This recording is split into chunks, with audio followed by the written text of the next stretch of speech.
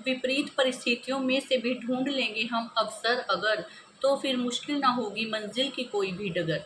नमस्ते साथियों, मैं हूं आपकी दोस्त दीपिका और आज फिर हाजिर हूं आपके सामने एक छोटी सी कहानी लेकर। एक बार बादशाह अकबर का शाही खजाना खाली हो गया। खजाने में कुछ भी ना रहा। तो इससे बादशाह अकबर बड़े परेशान थे कि अब शासन कैसे चलेगा, प्रजा का गुजारा किस प्रकार किया जाएगा। तो उन्होंने बीरबल को बुलाया और उसके सामने अपनी सारी समस्या रखी। अब बीरबल तो बड़ा चतुर था, उसने एकदम से राजा को समाधान सुलझाया कि राज्य का एक व्यापारी उनकी इस समस्या का समाधान कर सकता है। तब बादशाह ने कहा, भला एक व्यापारी हमारे शाही खजाने को कैसे पूरा करेगा, मुझे तो समझ नहीं आता। पर बीरबल ने कहा, आप मेरी बात पर यकीन रखिए और उस व्यापारी को बुलाइए। तब बादशाह अकबर ने उस व्यापारी को बुलाया और व्यापारी से कहा कि हमारा शाही खजाना खाली है, क्या तुम हमारे खजाने के लिए कुछ हमारी मदद कर सकते हो। तो व्यापारी ने कहा, जी हाँ बादशाह, मेरे पास बहुत कुछ है, मैं बिल्कुल आपकी मदद कर सकता हूँ और अपने खजाने में से आपके शाही खजाने को पूरा कर सकता हूँ। तब बादशाह अकबर हैरान थे कि एक छोटा सा व्यापारी इतनी बड़ी बात कैसे कह रहा है। तो उस व्यापारी ने कहा कि हाँ राजा, मैं आपकी मदद कर सकता हूँ। बादशाह ने पूछा कि कैसे, तुम तो एक छोटे से व्यापारी हो। तो उस व्यापारी ने कहा कि आप जो जनता पर कर लगाते थे, मैं उसी कर की चोरी कर करके धन इकट्ठा कर रहा था और अब मेरे पास इतना ज़्यादा धन है कि मैं आपकी मदद कर सकता हूँ। तब उसको उसकी बात सुनकर राजा को बहुत गुस्सा आया कि ये कैसा व्यापारी है, टैक्स की चोरी कर करके ही धनवान बना जा रहा है। राजा ने उसी टाइम अपने सैनिकों को आदेश दिया कि इसे पकड़कर हमारे अस्तबल में छोड़ आओ और इससे घोड़ों की साफ सफाई करवाओ ताकि इसे अपने किए का दंड मिल सके। उस व्यापारी ने इस दंड को सहजता से स्वीकार कर लिया और वो तो लग गया अस्तबल में घोड़ों की सफाई में अपना काम करने। तो उसके बाद 5-6 महीने तो बादशाह का खजाना ठीक रहा, लेकिन 5-6 महीने के बाद खजाना फिर से खाली हो गया।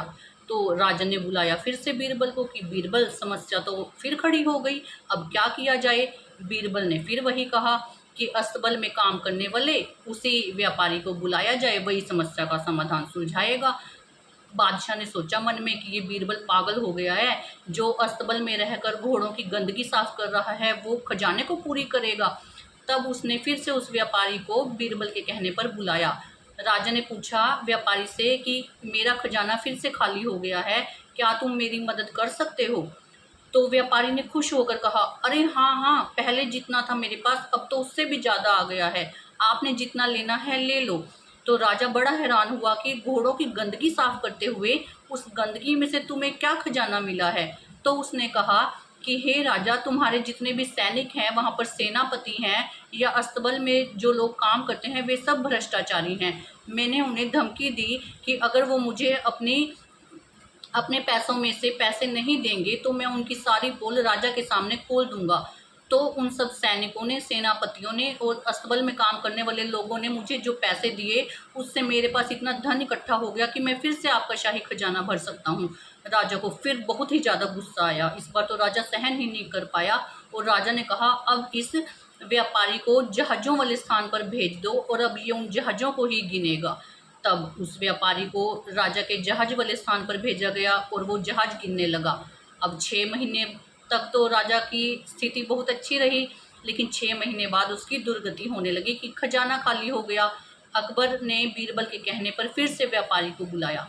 व्यापारी का फिर वही जवाब, जी आपको मैंने 2 बार जितना दिया था, अब तो मेरे पास उससे भी ज़्यादा है, आप मुझसे पैसे ले सकते हैं। राजा ने फिर पूछा कि तुम तो जहाज़ों पर जहाज गिनने का काम करते हो, तो तुम्हारे पास इतने सारे पैसे कहाँ से आए। तो उस व्यापारी ने उत्तर दिया कि जहाज पर लोग आते जाते हैं, आपका सामान आता जाता है, मैं उनसे भी धमकी देकर पैसे ले लेता हूँ कि तुम अगर यहाँ पर आकर गलत काम करोगे या कर की चोरी करोगे, अपने सामान का हेर फेर करोगे, तो मैं राजा से तुम्हारी पोल खोल दूंगा। अब वो भी डर कर मुझे पैसे दे देते हैं, तो करते करते मेरे पास इतने पैसे हो गए कि फिर से मैं आपका शाही खजाना भर सकता हूँ। तो अकबर उसकी इन बातों को सुनकर बड़ा हैरान हुआ। तो दोस्तों, कहानी तो छोटी सी है, लेकिन इससे हमें एक बड़ी शिक्षा मिली कि व्यापारी अपनी स्थिति से अस्तबल में पहुंचा जहां उसे गंदगी साफ करनी थी, लेकिन उसने उस गंदगी के ढेर में से भी अपने लिए एक अवसर चुना और अपने लिए एक खजाने को एकत्रित कर लिया। फिर जहाज गिनते गिनते भी वो परेशान नहीं हुआ, बल्कि उसमें से भी अपनी उन्नति के लिए, अपनी प्रगति के लिए अवसर ढूंढा। तो इसी तरह दोस्तों, अगर हम भी कठिनाइयों के समय में उन कठिनाइयों का रोना ना रोकर उनमें से अपने बढ़ने के लिए आगे मौके ढूंढें, अपॉर्चुनिटी ढूंढें, तो हमें कोई भी फेल नहीं कर सकता और हम अपने लक्ष्य को धीरे धीरे प्राप्त कर पाते हैं। हाँ, मुश्किलें थोड़े समय के लिए हमें परेशान ज़रूर करती हैं, लेकिन हम उन्हें हमेशा के लिए मानकर अगर अपने प्रयासों को छोड़ देंगे तो हम कभी ज़िंदगी में आगे नहीं बढ़ पाएंगे। इसलिए हमेशा प्रॉब्लम्स को प्रॉब्लम्स ना मानकर अपॉर्चुनिटी के रूप में लो। ओके दोस्तों, फिर मिलूंगी एक नई कहानी के साथ। आपकी दोस्त दीपिका। धन्यवाद।